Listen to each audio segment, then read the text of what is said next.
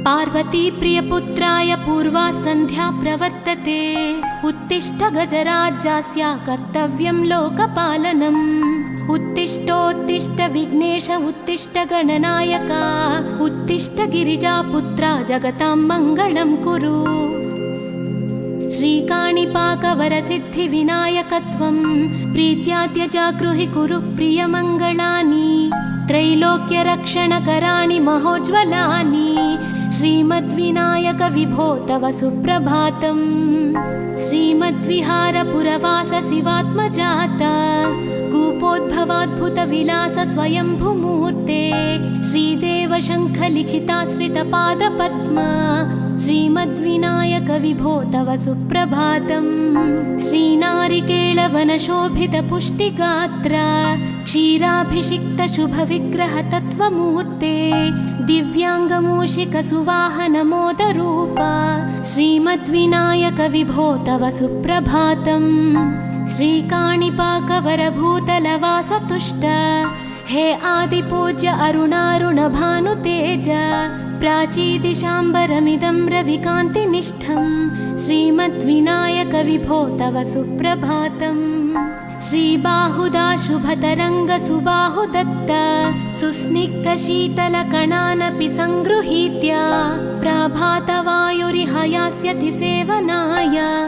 श्रीमद्विनायक विभो तव सुप्रभातम्। गौरीकराम्बुजसुलालितदिव्यवक्त्र। श्रीकण्ठमानसमुदाकरमोदरूप। कैलासशैलशिखरस्थितबालभानो। श्रीमद्गणेश्वर विभो तव सुप्रभातम्। दूर्वाङ्कुराणि जलजानि सुपुष्पकाणि। बिल्वानि पूजनविधौ च सुसज्जितानि। नित्यार्चनोत्सुकमदोत्कटवारणास्य। श्रीमद्गणेश्वर विभो तव सुप्रभातम्। हृत्कूपमध्य समुपस्थितचित्स्वरूप। कूटस्थतत्त्वमिदमेव हि बोधनेन।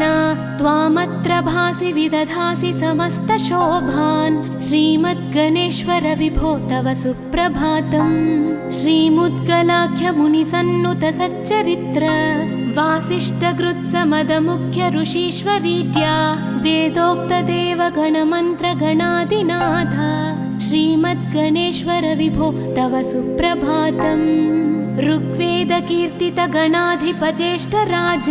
त्वं ब्रह्मणस्पतिरिति प्रकटीकृतोऽसि। आधर्वशीर्षमनुमन्त्रितदिव्यमूर्ते। श्रीमद्गणेश्वर विभो तव सुप्रभातम्। ब्रह्मादिदेव परिकीर्तितवेदपाठाः। त्वच्छूर्पकर्णकुहरौ प्रविशन्ति देवाः। श्रुत्याधुनैव परिपालय धर्मसङ्घान्। श्रीवल्लभेश भगवन् तव सुप्रभातम्। हेरम्बलम्ब जठराद्भुतदिव्यगात्रा। प्रारम्भपूजनमिदं दयया गृहीत्वा। सर्वाशुभानि परिनाशय सर्वपुत्रा। श्रीवल्लभेश भगवन् तव सुप्रभातम्। भानुदयेन न हि दृश्यति चन्द्रबिम्बं। त्वत्फालदेशशशिरेव विभाति नित्यं। सत्यस्वरूप निगमागमसन्नुताङ्घ्रे। श्रीवल्लभेश भगवन् तव सुप्रभातम्। कालाग्निरुद्रसुतकालनियामकत्वं। कालानुकूलफलदोऽसि कलामयोऽसि। कल्याणकारककलाधरशेखरोऽसि। श्रीवल्लभेश भगवन् तव सुप्रभातम्। उग्रस्वरूप रिपुनाशक उग्रपुत्र। सौम्योऽसि सोमविनुतोऽसि प्रशान्तरूप। सर्वेश सर्वफलकारक सर्वमूर्ते। श्रीवल्लभेश भगवन् तव सुप्रभातम्। दारिद्र्यदुःखभयभञ्जन दक्ष स्वामिन्। तारुण्यविग्रहधनादिफलप्रदायिन्। लावण्यमञ्जुलकलान्वितरञ्जितास्य। हे विघ्ननाथ भगवन् तव सुप्रभातम्। गम्भीजतुष्टगणराजगकार पूज्य। गान्धर्वगानपरिवर्तितनादमूर्ते। गाङ्गेयगण्यगणिताधिककलास्वरूप। श्रीमद्विनायक विभो तव सुप्रभातम्। मूलादिचक्रनिलयोच्युतयोगमूर्ते। त्वामादिदेवमनुचिन्त्य तरन्ति भक्ताः। रागादिदोषपरिहारकवेदवेद्या हे विघ्ननाथ भगवन् तव सुप्रभातम्। लक्ष्म्यादिशक्तियुतशक्तिगणेश्वरोऽसि दिव्याक्षरोऽसि शुभमन्त्रविराजितोऽसि तन्त्रादिभिर्नुतनतेष्टतवल्लभेश हे विघ्ननाथ भगवन् तव सुप्रभातम्। नागोपवीतधरनाथ विनोदचित्त नागास्य नाशित महाघनतानुरक्त आनन्दतुन्दिलतनो बहिरान्तरस्थ हे विघ्ननाथ भगवन् तव सुप्रभातम्। भद्रे भवक्त्र नवभद्रद भद्रतेज रुद्रप्रियात्मज मदद्रव शक्तियुक्त आद्रीशजा मधुरवत्सलता निधान हे विघ्ननाथ भगवन् तव सुप्रभातम्। सर्वार्थसिद्धिफलदायक बुद्धिदायिन् विघ्नाद्रिवज्रपरिपूज्य चतुर्थी काले भद्रं पदं दिशसि भक्तगणार्थितोऽसि हे विघ्ननाथ भगवन् तव सुप्रभातम्। बालादिभव्य बहुरूपधरोऽसि देव चिन्तामणिस्त्वमसि सर्वफलप्रदोऽसि त्वन्नाम दिव्यमणिरस्ति जगद्धिताय हे विघ्ननाथ भगवन् तव सुप्रभातम्।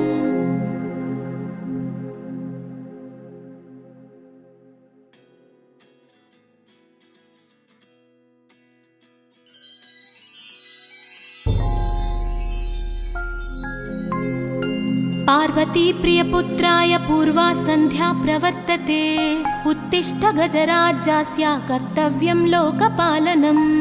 उत्तिष्ठोत्तिष्ठ विघ्नेश उत्तिष्ठ गणनायक उत्तिष्ठ गिरिजापुत्रा जगतां मङ्गलं कुरु। श्रीकाणिपाकवरसिद्धिविनायकत्वं प्रीत्याद्य जागृहि कुरु प्रियमङ्गलानि त्रैलोक्यरक्षणकराणि महोज्ज्वलानि श्रीमद्विनायक विभो तव सुप्रभातम्। श्रीमद्विहारपुरवास शिवात्मजात कूपोद्भवाद्भुतविलास स्वयंभुमूर्ते श्रीदेव शङ्खलिखिताश्रितपादपद्म श्रीमद्विनायक विभो तव सुप्रभातम्।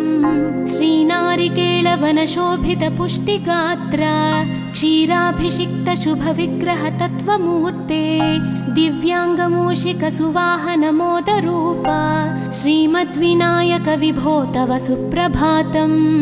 श्रीकाणिपाकवरभूतलवासतुष्ट हे आदिपूज्य अरुणारुणभानुतेज प्राचीदिशाम्बरमिदं रविकान्तिनिष्ठं श्रीमद्विनायक विभो तव सुप्रभातम्। श्रीबाहुदा शुभतरङ्गसुबाहुदत्त सुस्निग्धशीतलकणानपि सङ्गृहीत्य प्रभातवायुरिहयास्यति सेवनाय श्रीमद्विनायक विभो तव सुप्रभातम्।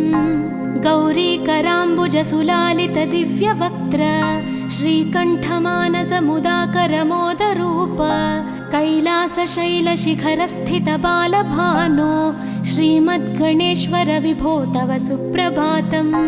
दूर्वाङ्कुराणि जलजानि सुपुष्पकाणि बिल्वानि पूजनविधौ च सुसज्जितानि नित्यार्चनोत्सुकमदोत्कटवारणास्य श्रीमद्गणेश्वर विभो तव सुप्रभातम्।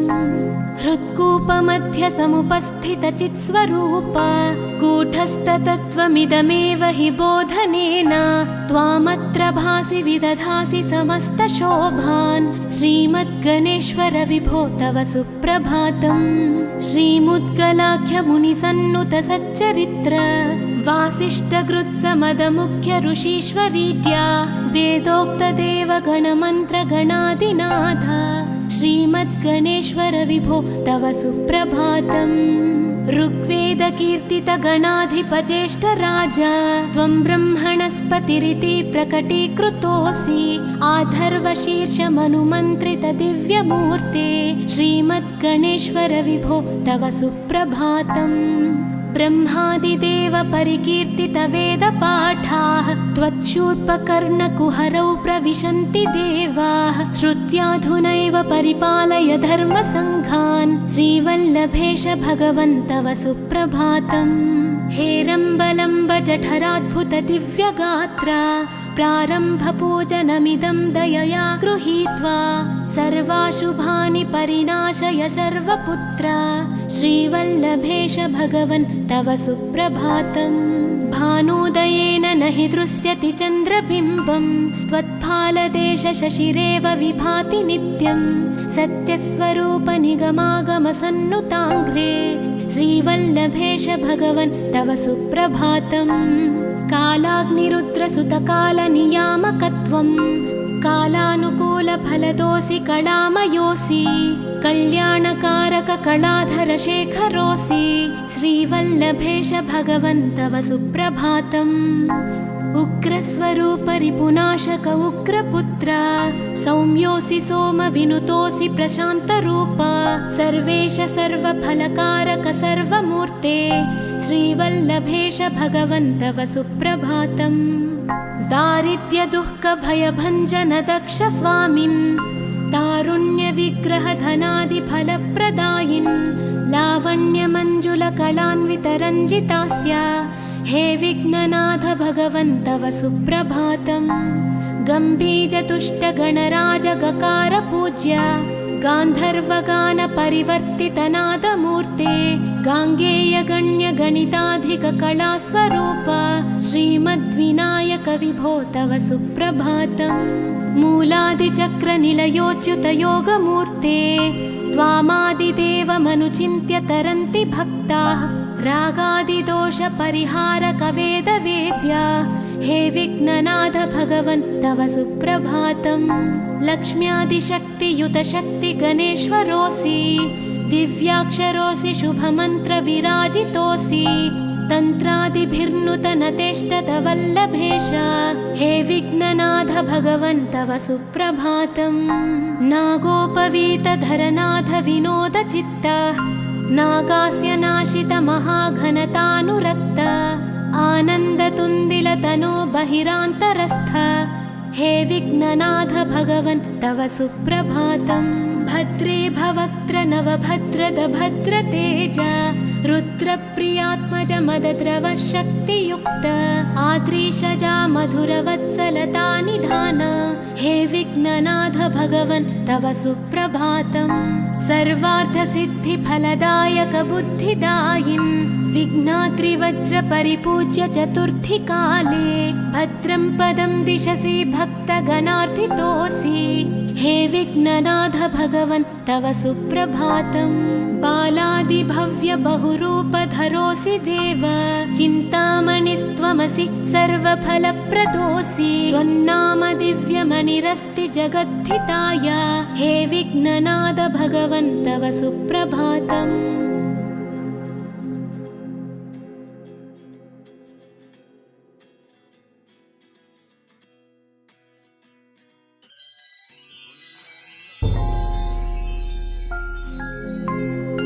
पार्वती प्रियपुत्राय पूर्वा सन्ध्या प्रवर्तते उत्तिष्ठ गजराज्यस्य कर्तव्यं लोकपालनम्। उत्तिष्ठोत्तिष्ठ विघ्नेश उत्तिष्ठ गणनायक उत्तिष्ठ गिरिजापुत्रा जगतां मङ्गलं कुरु। श्रीकाणिपाकवरसिद्धिविनायकत्वं प्रीत्याद्य जागृहि कुरु प्रियमङ्गलानि त्रैलोक्यरक्षणकराणि महोज्ज्वलानि श्रीमद्विनायक विभो तव सुप्रभातम्। श्रीमद्विहारपुरवास शिवात्मजात कूपोद्भवाद्भुतविलास स्वयंभुमूर्ते श्रीदेव शङ्खलिखिताश्रितपादपद्म श्रीमद्विनायक विभो तव सुप्रभातम्। श्रीनारिकेळवनशोभितपुष्टिगात्र क्षीराभिषिक्तशुभविग्रहतत्त्वमूर्ते दिव्याङ्गमूषिकसुवाहनमोदरूप श्रीमद्विनायक विभो तव सुप्रभातम्। श्रीकाणिपाकवरभूतलवासतुष्ट हे आदिपूज्य अरुणारुणभानुतेज प्राचीदिशाम्बरमिदं रविकान्तिनिष्ठं श्रीमद्विनायक विभो तव सुप्रभातम्। श्रीबाहुदा शुभतरङ्गसुबाहुदत्त सुस्निग्धशीतलकणानपि सङ्गृहीत्य प्रभातवायुरिह यास्यति सेवनाय श्रीमद्विनायकविभो तव सुप्रभातम्। गौरीकराम्बुजसुलालितदिव्यवक्त्र श्रीकण्ठमानसमुदाकरमोदरूप कैलासशैलशिखरस्थितबालभानो श्रीमद्गणेश्वर विभो तव सुप्रभातम्। दूर्वाङ्कुराणि जलजानि सुपुष्पकाणि बिल्वानि पूजनविधौ च सुसज्जितानि नित्यार्चनोत्सुकमदोत्कटवारणास्य श्रीमद्गणेश्वर विभो तव सुप्रभातम्। हृत्कूपमध्यसमुपस्थितचित्स्वरूप कूटस्थतत्त्वमिदमेव हि बोधनेन त्वामत्र भासि विदधासि समस्तशोभान् श्रीमद्गणेश्वर विभो तव सुप्रभातम्। श्रीमुद्गलाख्यमुनिसन्नुतसच्चरित्र वासिष्ठकृत्समदमुख्य ऋषीश्वरीट्या वेदोक्तदेवगणमन्त्रगणादिनाथ श्रीमद्गणेश्वर विभो तव सुप्रभातम्। ऋग्वेदकीर्तितगणाधिपज्येष्ठराज त्वं ब्रह्मणस्पतिरिति प्रकटीकृतोऽसि आधर्वशीर्षमनुमन्त्रितदिव्यमूर्ते श्रीमद्गणेश्वर विभो तव सुप्रभातम्। ब्रह्मादिदेव परिकीर्तितवेदपाठाः त्वच्छूर्पकर्णकुहरौ प्रविशन्ति देवाः श्रुत्याधुनैव परिपालय धर्मसङ्घान् श्रीवल्लभेश भगवन् तव सुप्रभातम्। हेरम्बलम्ब जठराद्भुतदिव्यगात्र प्रारम्भपूजनमिदं दयया गृहीत्वा सर्वाशुभानि परिनाशय सर्वपुत्र श्रीवल्लभेश भगवन् तव सुप्रभातम्। भानोदयेन न हि दृश्यति चन्द्रबिम्बं त्वत्फालदेशशशिरेव विभाति नित्यं सत्यस्वरूप निगमागमसन्नुताङ्घ्रे श्रीवल्लभेश भगवन् तव सुप्रभातम्।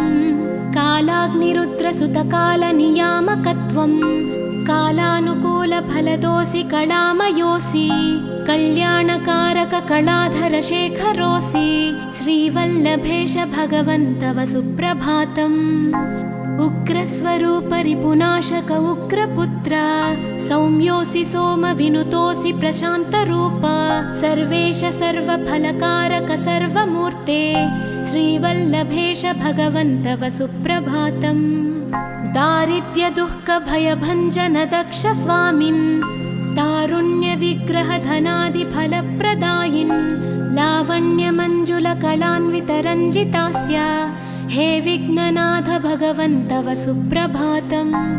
गम्भीजतुष्टगणराजगकार गान्धर्वगानपरिवर्तितनादमूर्ते गाङ्गेयगण्यगणिताधिककलास्वरूप श्रीमद्विनायक विभो तव सुप्रभातम्। मूलादिचक्रनिलयोच्युतयोगमूर्ते त्वामादिदेवमनुचिन्त्य तरन्ति भक्ताः रागादिदोषपरिहारकवेदवेद्या हे विघ्ननाथ भगवन् तव सुप्रभातम्। लक्ष्म्यादिशक्तियुतशक्तिगणेश्वरोऽसि दिव्याक्षरोऽसि शुभमन्त्रविराजितोऽसि तन्त्रादिभिर्नुतनतेष्टतवल्लभेश हे विघ्ननाथ भगवन् तव सुप्रभातम्। नागोपवीतधरनाथ विनोदचित्त नागास्य नाशित महाघनतानुरक्त आनन्दतुन्दिलतनो बहिरान्तरस्थ हे विघ्ननाथ भगवन् तव सुप्रभातम्। भद्रे भवक्त्र नवभद्रद भद्रतेज रुद्रप्रियात्मज मदद्रव शक्तियुक्त आद्रीशजा मधुरवत्सलता निधान हे विघ्ननाथ भगवन् तव सुप्रभातम्। सर्वार्थसिद्धिफलदायक बुद्धिदायिन् विघ्नात्रिवज्रपरिपूज्य चतुर्थीकाले भद्रं पदं दिशसि भक्तगणार्थितोऽसि हे विघ्ननाथ भगवन् तव सुप्रभातम्। बालादिभव्य बहुरूपधरोऽसि देव चिन्तामणिस्त्वमसि सर्वफलप्रदोऽसि त्वन्नाम दिव्यमणिरस्ति जगद्धिताय हे विघ्ननाद भगवन् तव सुप्रभातम्।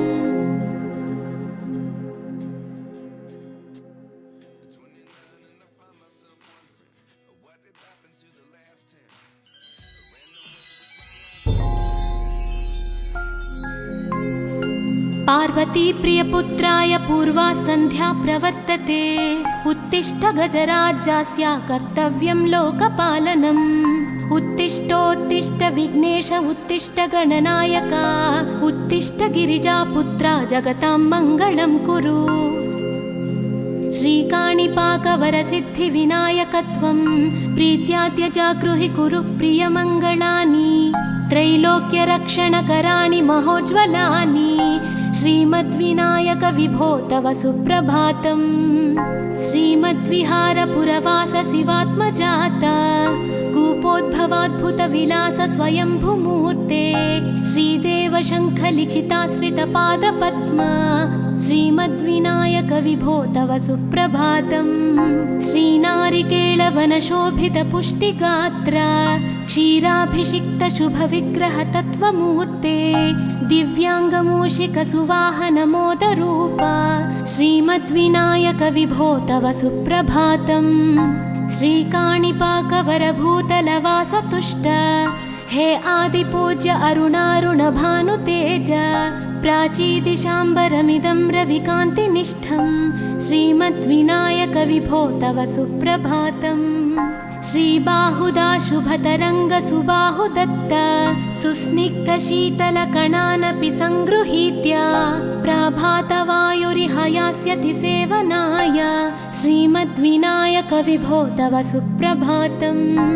गौरीकराम्बुजसुलालित दिव्यवक्त्र श्रीकण्ठमानसमुदाकरमोदरूप कैलासशैलशिखरस्थित बालभानो श्रीमद्गणेश्वर विभो तव सुप्रभातम्।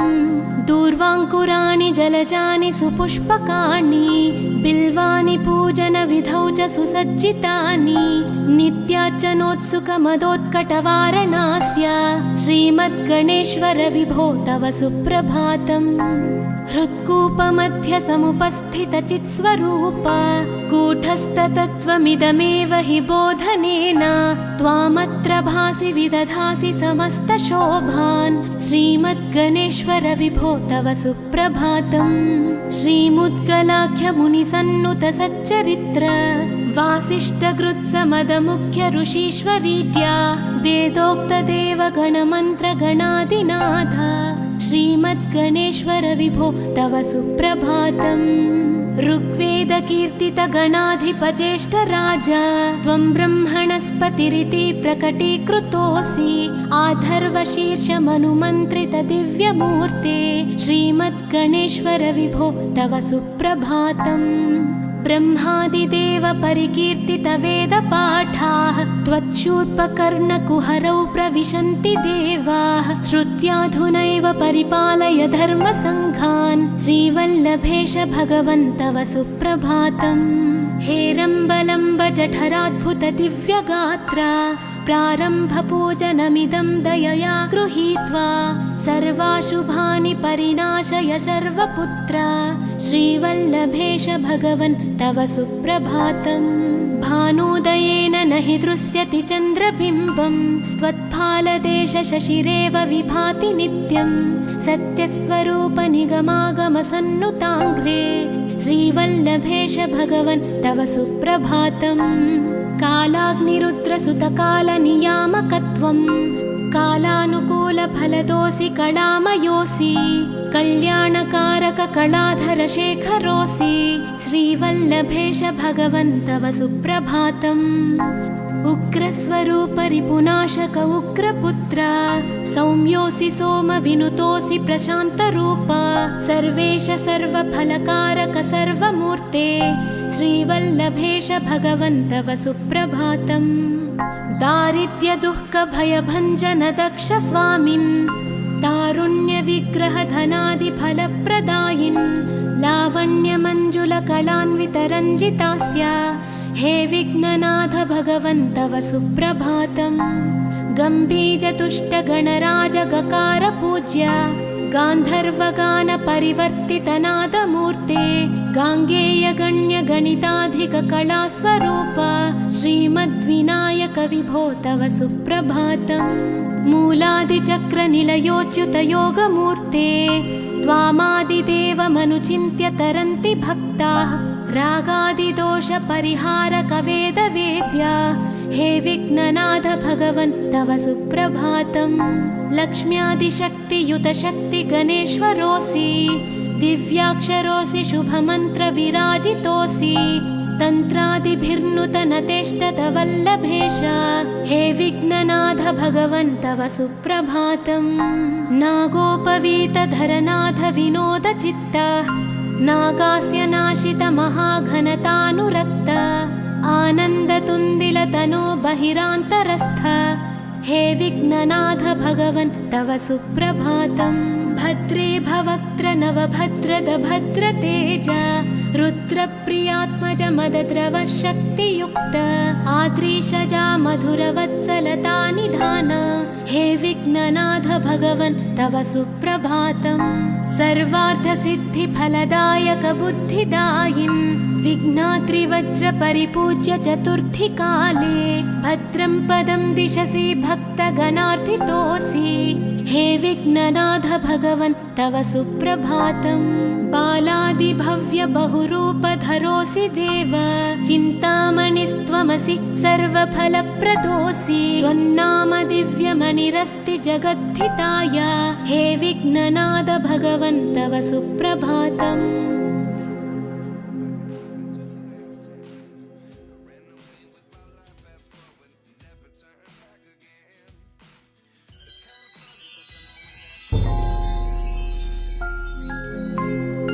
पार्वती प्रियपुत्राय पूर्वा सन्ध्या प्रवर्तते उत्तिष्ठ गजराज्यस्य कर्तव्यं लोकपालनम्। उत्तिष्ठोत्तिष्ठ विघ्नेश उत्तिष्ठ गणनायक उत्तिष्ठ गिरिजापुत्रा जगतां मङ्गलं कुरु।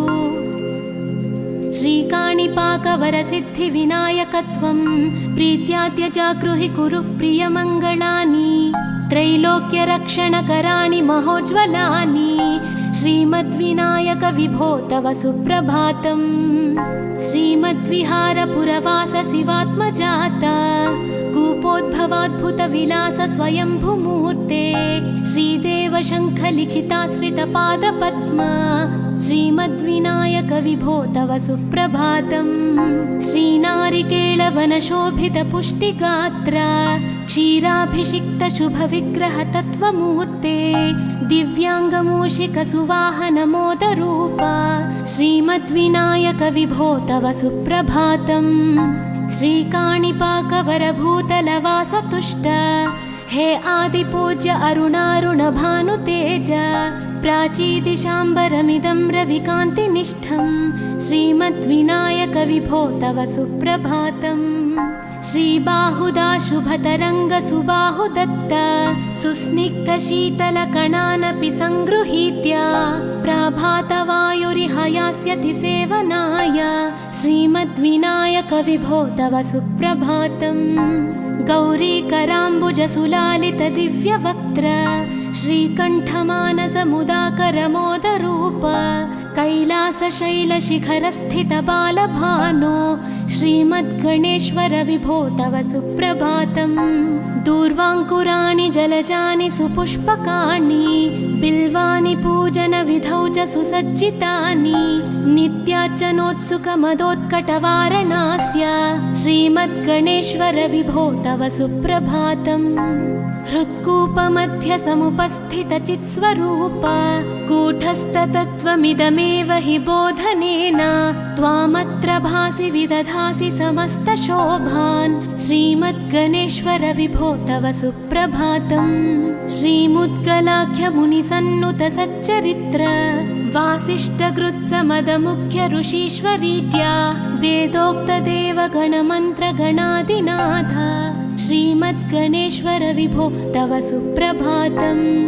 ऋग्वेदकीर्तितगणाधिपज्येष्ठराज त्वं ब्रह्मणस्पतिरिति प्रकटीकृतोऽसि आधर्वशीर्षमनुमन्त्रितदिव्यमूर्ते श्रीमद्गणेश्वर विभो तव सुप्रभातम् ब्रह्मादिदेव परिकीर्तितवेदपाठाः त्वच्छूर्पकर्णकुहरौ प्रविशन्ति देवाः श्रुत्याधुनैव परिपालय धर्मसङ्घान् श्रीवल्लभेश भगवन् तव सुप्रभातम् हेरम्बलम्ब जठराद्भुतदिव्यगात्रा प्रारम्भपूजनमिदं दयया गृहीत्वा सर्वाशुभानि परिनाशय सर्वपुत्रा श्रीवल्लभेश भगवन् तव सुप्रभातम् भानोदयेन न हि दृश्यति चन्द्रबिम्बं त्वत्फालदेशशशिरेव विभाति नित्यं सत्यस्वरूपनिगमागमसन्नुताङ्घ्रे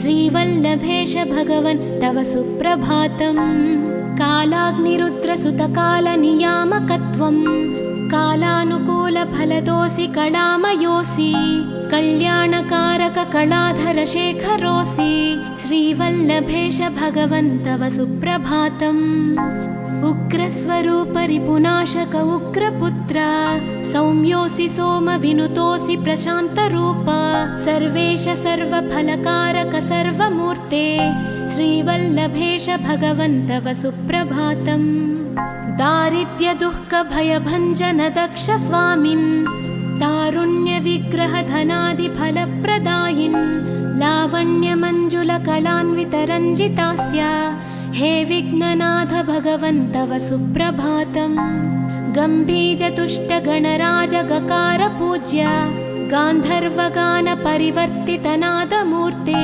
गाङ्गेयगण्यगणिताधिककलास्वरूप श्रीमद्विनायक विभो तव सुप्रभातम् मूलादिचक्रनिलयोच्युतयोगमूर्ते त्वामादिदेवमनुचिन्त्य तरन्ति भक्ताः रागादिदोषपरिहारकवेदवेद्या हे विघ्ननाथ भगवन् तव सुप्रभातम् लक्ष्म्यादिशक्तियुतशक्तिगणेश्वरोऽसि दिव्याक्षरोऽसि शुभमन्त्रविराजितोऽसि तन्त्रादिभिर्नुतनतेष्टतवल्लभेश हे विघ्ननाथ भगवन् तव सुप्रभातम् नागोपवीतधरनाथ विनोदचित्त नागास्य नाशित महाघनतानुरक्त आनन्दतुन्दिलतनो बहिरान्तरस्थ हे विघ्ननाथ भगवन् तव सुप्रभातम् भद्रे भवक्त्र नवभद्रद भद्रतेज रुद्रप्रियात्मज मदद्रव शक्तियुक्त आद्रीशजा मधुरवत्सलता निधान हे विघ्ननाथ भगवन् तव सुप्रभातम् सर्वार्थसिद्धिफलदायक बुद्धिदायिन् विघ्नात्रिवज्रपरिपूज्य चतुर्थी काले भद्रं पदं दिशसि भक्तगणार्थितोऽसि हे विघ्ननाथ भगवन् तव सुप्रभातम् बालादिभव्य बहुरूपधरोऽसि देव चिन्तामणिस्त्वमसि सर्वफलप्रदोऽसि त्वन्नाम दिव्यमणिरस्ति जगद्धिताय हे विघ्ननाथ भगवन् तव सुप्रभातम्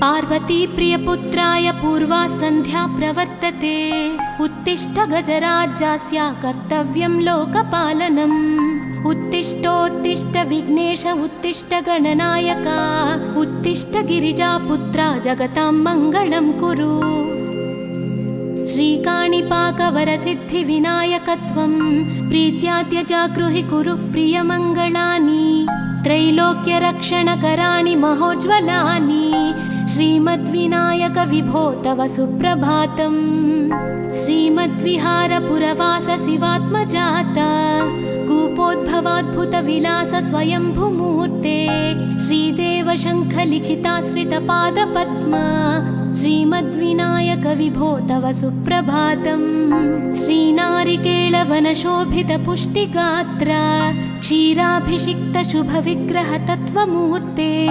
दिव्याङ्गमूषिकसुवाहनमोदरूप श्रीमद्विनायक विभो तव सुप्रभातम्। श्रीकाणिपाकवरभूतलवासतुष्ट हे आदिपूज्य अरुणारुणभानुतेज प्राचीदिशाम्बरमिदं रविकान्तिनिष्ठम् श्रीमद्विनायक विभो तव सुप्रभातम्। श्रीबाहुदा शुभतरङ्गसुबाहुदत्त सुस्निग्धशीतलकणानपि सङ्गृहीत्य प्रभातवायुरिह यास्यति सेवनाय श्रीमद्विनायक विभो तव सुप्रभातम्। गौरीकराम्बुजसुलालितदिव्यवक्त्र श्रीकण्ठमानसमुदाकरमोदरूप कैलासशैलशिखरस्थितबालभानो श्रीमद्गणेश्वर विभो तव सुप्रभातम्।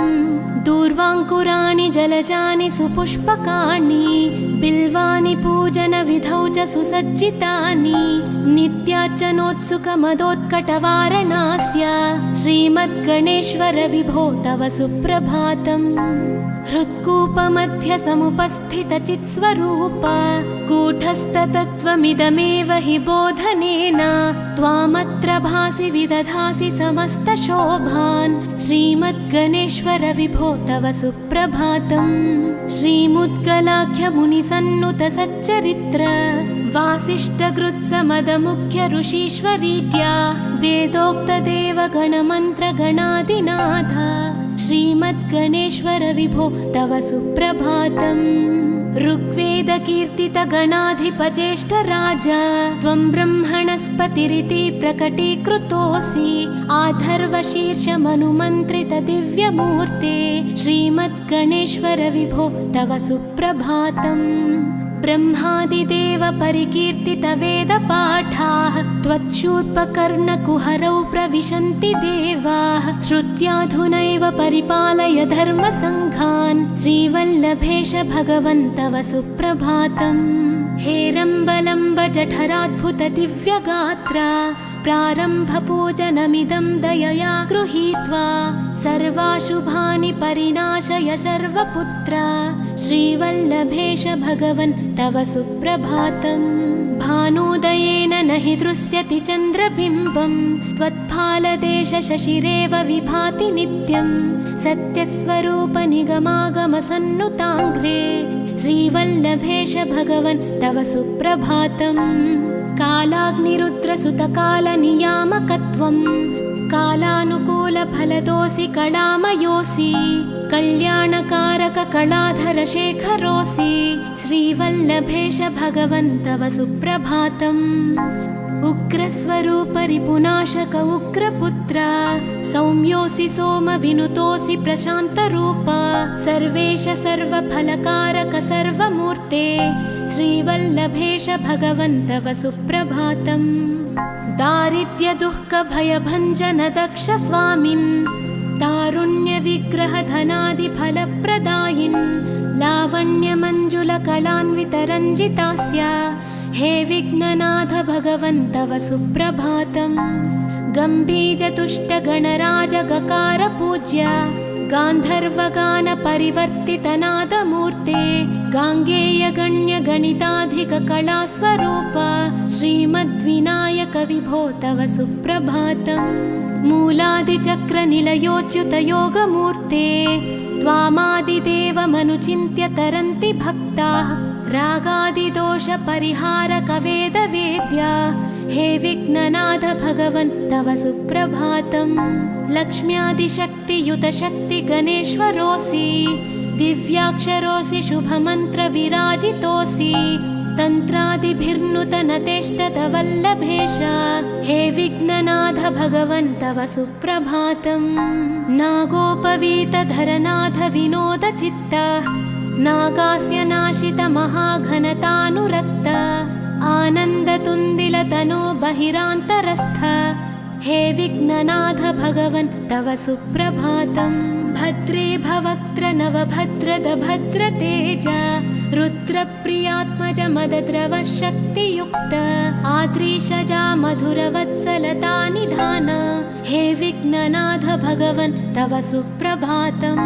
सर्वार्थसिद्धिफलदायक बुद्धिदायिन् विघ्नात्रिवज्र परिपूज्य चतुर्थीकाले भद्रं पदं दिशसि भक्तगणार्थितोऽसि हे विघ्ननाथ भगवन् तव सुप्रभातम् बालादिभव्य बहुरूपधरोऽसि देव चिन्तामणिस्त्वमसि सर्वफलप्रदोऽसि त्वन्नाम दिव्यमणिरस्ति जगद्धिताय हे विघ्ननाथ भगवन् तव सुप्रभातम्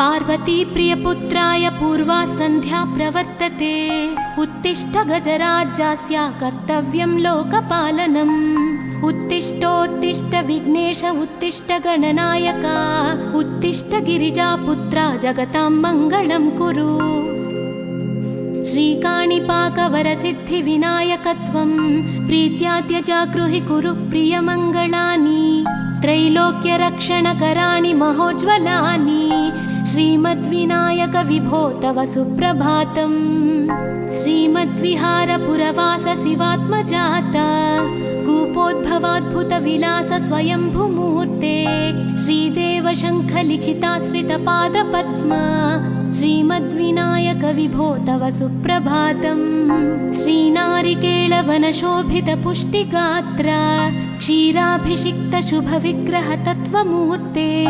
दिव्याङ्गमूषिकसुवाहनमोदरूप श्रीमद्विनायक विभो तव सुप्रभातम् श्रीकाणिपाकवरभूतलवासतुष्ट हे आदिपूज्य अरुणारुणभानुतेज प्राचीदिशाम्बरमिदं रविकान्तिनिष्ठं श्रीमद्विनायक विभो तव सुप्रभातम् श्रीबाहुदा शुभतरङ्गसुबाहुदत्त सुस्निग्धशीतलकणानपि सङ्गृहीत्य प्रभातवायुरिहयास्यति सेवनाय श्रीमद्विनायक विभो तव सुप्रभातम् गौरीकराम्बुजसुलालितदिव्यवक्त्र श्रीकण्ठमानसमुदाकरमोदरूप कैलासशैलशिखरस्थितबालभानो श्रीमद्गणेश्वर विभो तव सुप्रभातम् दूर्वाङ्कुराणि जलजानि सुपुष्पकाणि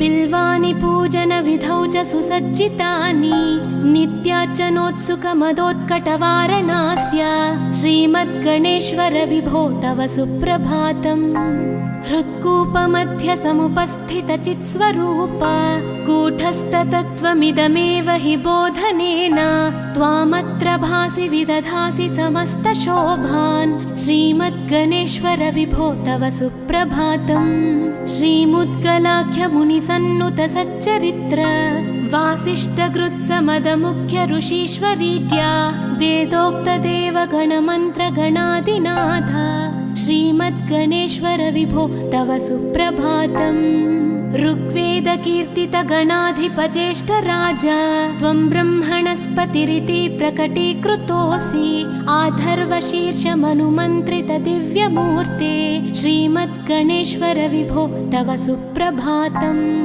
ब्रह्मादिदेव परिकीर्तितवेदपाठाः त्वच्छूर्पकर्णकुहरौ प्रविशन्ति देवाः श्रुत्याधुनैव परिपालय धर्मसङ्घान् श्रीवल्लभेश भगवन् तव सुप्रभातम् हेरम्बलम्ब जठराद्भुत दिव्यगात्र प्रारम्भपूजनमिदं दयया गृहीत्वा सर्वाशुभानि परिनाशय सर्वपुत्र श्रीवल्लभेश भगवन् तव सुप्रभातम् भानुदयेन न हि दृश्यति चन्द्रबिम्बं त्वत्फालदेश शशिरेव विभाति नित्यं सत्यस्वरूप निगमागमसन्नुताङ्घ्रे श्रीवल्लभेश भगवन् तव सुप्रभातम् कालाग्निरुद्रसुतकालनियामकत्वम् कालानुकूलफलदोऽसि कलामयोऽसि कल्याणकारककलाधरशेखरोऽसि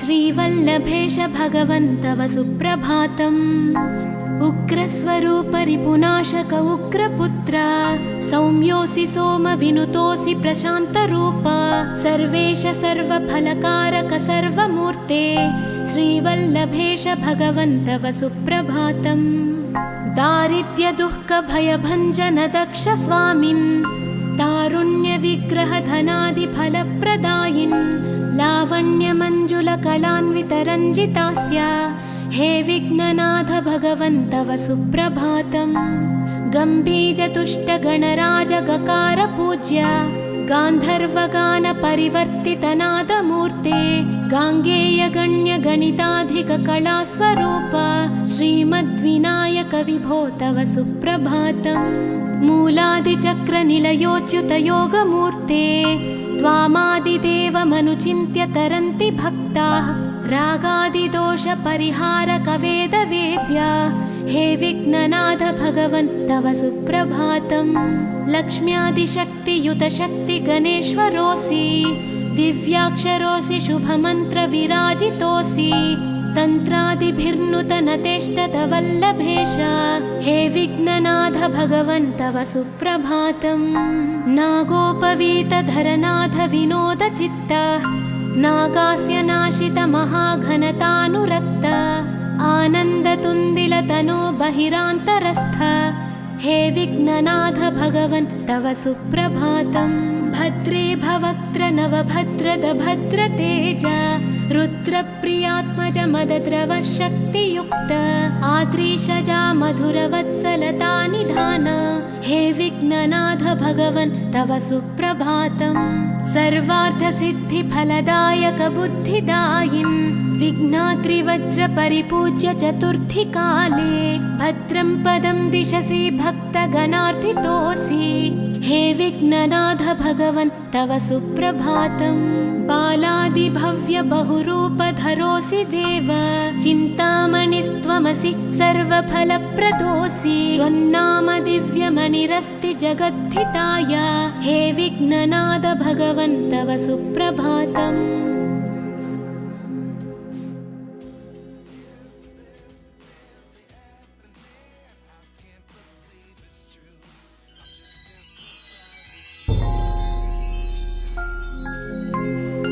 पार्वती प्रियपुत्राय पूर्वा सन्ध्या प्रवर्तते उत्तिष्ठ गजराज्यास्य कर्तव्यं लोकपालनम् उत्तिष्ठोत्तिष्ठ विघ्नेश उत्तिष्ठ गणनायक उत्तिष्ठ गिरिजापुत्रा जगतां मङ्गलं कुरु श्रीकाणिपाकवरसिद्धिविनायकत्वं प्रीत्याद्यजागृहि कुरु प्रियमङ्गलानि त्रैलोक्यरक्षणकराणि महोज्ज्वलानि श्रीमद्विनायक विभो तव सुप्रभातम् श्रीमद्विहारपुरवास शिवात्मजात कूपोद्भवाद्भुतविलास स्वयंभुमूर्ते श्रीदेव शङ्खलिखिताश्रितपादपद्मा श्रीमद्विनायक विभो तव सुप्रभातम् श्रीनारिकेळवनशोभितपुष्टिगात्र क्षीराभिषिक्तशुभविग्रहतत्त्वमूर्ते दिव्याङ्गमूषिकसुवाहनमोदरूप श्रीमद्विनायक विभो तव सुप्रभातम् श्रीकाणिपाकवरभूतलवासतुष्ट हे आदिपूज्य अरुणारुणभानुतेज प्राचीदिशाम्बरमिदं रविकान्तिनिष्ठं श्रीमद्विनायक विभो तव सुप्रभातम् श्रीबाहुदा शुभतरङ्गसुबाहुदत्त सुस्निग्धशीतलकणानपि सङ्गृहीत्य प्राभातवायुरिहयास्यति सेवनाय श्रीमद्विनायक विभो तव सुप्रभातम् गौरीकराम्बुजसुलालितदिव्यवक्त्र श्रीकण्ठमानसमुदाकरमोदरूप कैलासशैलशिखरस्थितबालभानो श्रीमद्गणेश्वर विभो तव सुप्रभातम् दूर्वाङ्कुराणि जलजानि सुपुष्पकाणि बिल्वानि पूजनविधौ च सुसज्जितानि नित्यार्चनोत्सुकमदोत्कटवारणास्य श्रीमद्गणेश्वर विभो तव सुप्रभातम् हृत्कूपमध्य समुपस्थितचित्स्वरूप कूटस्थतत्त्वमिदमे त्वमेव हि बोधनेन त्वामत्र भासि विदधासि समस्तशोभान् श्रीमद्गणेश्वर विभो तव सुप्रभातम् श्रीमुद्गलाख्यमुनिसन्नुत सच्चरित्र वासिष्ठगृत्समदमुख्य ऋषीश्वरीत्या वेदोक्तदेवगणमन्त्रगणादिनाथ श्रीमद्गणेश्वर विभो तव सुप्रभातम् ऋग्वेदकीर्तितगणाधिपज्येष्ठ राजा त्वं ब्रह्मणस्पतिरिति प्रकटीकृतोऽसि आधर्वशीर्षमनुमन्त्रित दिव्यमूर्ते श्रीमद्गणेश्वर विभो तव सुप्रभातम् ब्रह्मादिदेव परिकीर्तित वेदपाठाः त्वच्छूर्पकर्णकुहरौ प्रविशन्ति देवाः श्रुत्याधुनैव परिपालय धर्मसङ्घान् श्रीवल्लभेश भगवन् तव सुप्रभातम् हेरम्बलम्ब जठराद्भुत दिव्यगात्रा प्रारम्भपूजनमिदं दयया गृहीत्वा सर्वाशुभानि परिनाशय सर्वपुत्र श्रीवल्लभेश भगवन् तव सुप्रभातम् भानुदयेन न हि दृश्यति चन्द्रबिम्बं त्वत्फालदेश शशिरेव विभाति नित्यं सत्यस्वरूप निगमागमसन्नुताङ्घ्रे श्रीवल्लभेश भगवन् तव सुप्रभातम् कालाग्निरुद्रसुतकालनियामकत्वं कालानुकूलफलदोऽसि कलामयोऽसि कल्याणकारक कलाधर शेखरोऽसि श्रीवल्लभेश भगवन् तव सुप्रभातम् उग्रस्वरूप रिपुनाशक उग्रपुत्र सौम्योऽसि सोमविनुतोऽसि प्रशान्तरूप सर्वेश सर्वफलकारक सर्वमूर्ते श्रीवल्लभेश भगवन् तव सुप्रभातम् दारिद्र्यदुःखभयभञ्जन दक्ष स्वामिन् तारुण्यविग्रह धनादिफलप्रदायिन् लावण्यमञ्जुलकलान्वितरञ्जितास्य हे विघ्ननाथ भगवन् तव सुप्रभातम् गम्भीजतुष्टगणराज गकार पूज्य गान्धर्वगान परिवर्तितनादमूर्ते गाङ्गेय गणिताधिक कलास्वरूप श्रीमद्विनायक विभो तव सुप्रभातम् मूलादिचक्रनिलयोच्युत योगमूर्ते त्वामादिदेवमनुचिन्त्य तरन्ति भक्ताः रागादिदोष परिहारक वेदवेद्या हे विघ्ननाथ भगवन् तव सुप्रभातम् लक्ष्म्यादिशक्तियुत शक्ति गणेश्वरोऽसि दिव्याक्षरोऽसि शुभमन्त्र विराजितोऽसि तन्त्रादिभिर्नुतनतेष्टत वल्लभेश हे विघ्ननाथ भगवन् तव सुप्रभातम् नागोपवीतधरनाथ विनोद चित्त नागास्य नाशित महाघनतानुरक्त आनन्दतुन्दिलतनो बहिरान्तरस्थ हे विघ्ननाथ भगवन् तव सुप्रभातम् भद्रे भवक्त्र नवभद्रद भद्रतेज रुद्रप्रियात्मज मदद्रव शक्तियुक्त आद्रीशजा मधुरवत्सलता निधान हे विघ्ननाथ भगवन् तव सुप्रभातम् सर्वार्थसिद्धिफलदायक बुद्धिदायिन्